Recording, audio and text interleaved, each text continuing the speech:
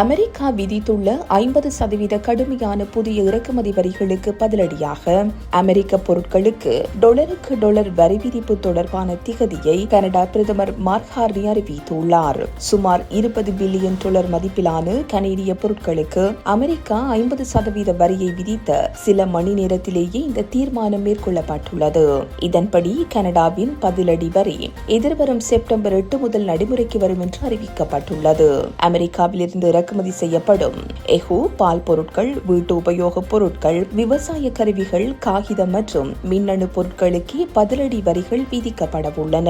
இரண்டு நாடுகளுக்கும் இடையே வர்த்தக ஒப்பந்தத்தை எட்ட பல நாட்களாக தீவிர பேச்சுவார்த்தைகள் நடைபெற்ற போதிலும் அமெரிக்காவின் நியாயமற்ற நிபந்தனைகளால் உடன்பாடு எட்டப்படவில்லை. அமெரிக்கா அளவுக்கு அதிகமாக எதிர்பார்ப்பதோடு மிக குறைவாகவே வழங்குகிறது என்று சுட்டிக்காட்டிய மார்க் கார்னி, நாங்கள் தாக்கப்பட்ட பின்னரே இந்த தீர்மானத்தை எடுத்துள்ளோம் என்று கூறியுள்ளார். இந்த செய்தி உள்ளிட்ட மேலதிக விரிவான செய்திகளுக்கு www.behindthenews.org என்ற எமது இணைய பக்கத்தினை பார்வையிடவும்.